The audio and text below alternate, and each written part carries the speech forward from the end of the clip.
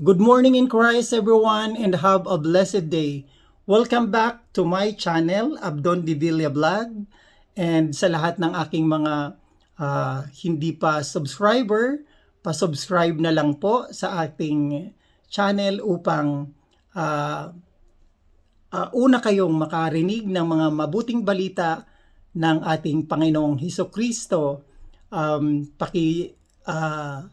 Touch na rin ang ating notification bell para lagi kayong nangunguna na makarinig, ma-blessed sa ating pang-araw-araw na salita ng Diyos.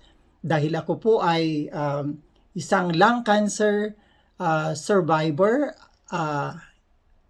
ako po ay nagkaroon ng advanced lung cancer stage 4 noong 2021.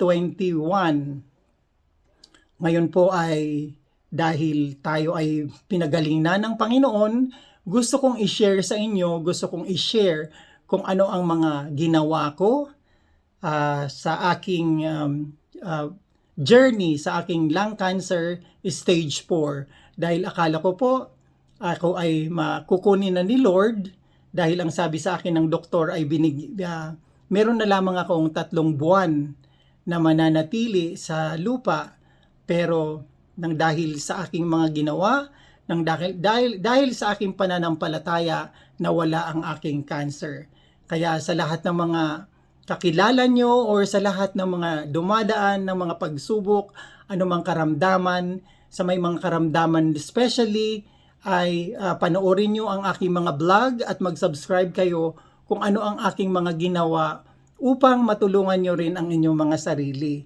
At hinihiling ko rin na pakispread na lang ng ating mga Word of God dahil ito ang number 1, ito ang gusto sa atin ng Panginoon na ibahagi natin ang lahat ng kanyang mga salita sa mga tao na mga kaibigan natin at sa platform natin. Mas maganda kung i-share natin ito sa bawat timeline natin upang mas marami silang marating na kapag tayo ay magtiwala lamang sa Diyos. Ako ay advanced lung cancer stage 4. Hindi ako nawalan ng pag-asa. Tinaningan na ako ng 3 buwan pero ipinaubaya ko ang lahat sa Diyos. At kung gusto nyong mapanood ang aking mga videos ay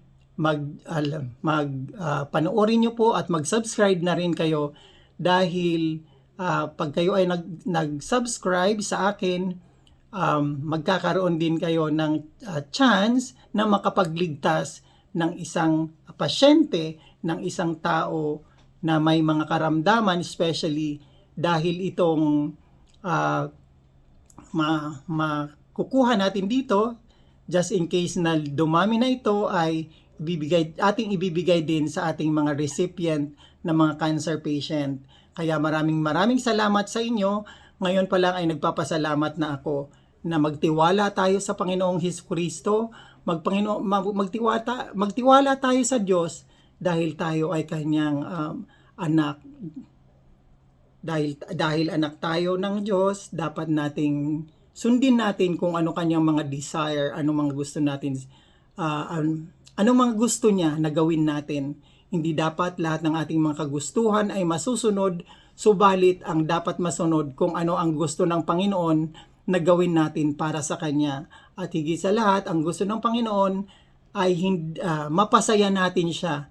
Ang gusto ng Panginoon, paano natin mapapasaya siya.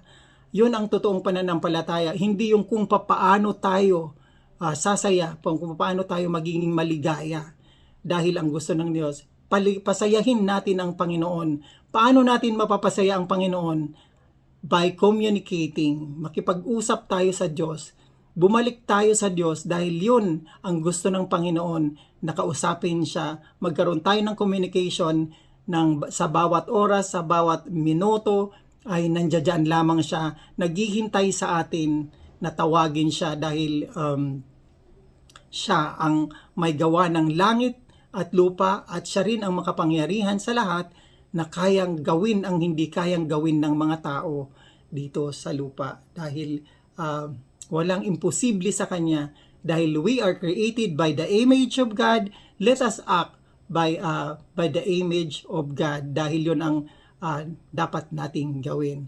And I pray na mas marami pang marating ang aking message na ito. Paki-share na lang din na kapag tayo ay may mga kaibigan na namumroblema at may mga sakit, i-share nyo lang ang aking videos para sila ay gumaan ang kanilang kalooban, na huwag mag-alala kahit stage 4 lung cancer ka na at tinaningan ka na ng Diyos at pagkatiwala mo lang sa Diyos, gawin mo akong example. Gusto ko pong maging example because I am the living witness of God's power.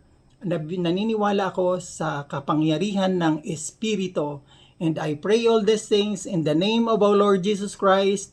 Amen.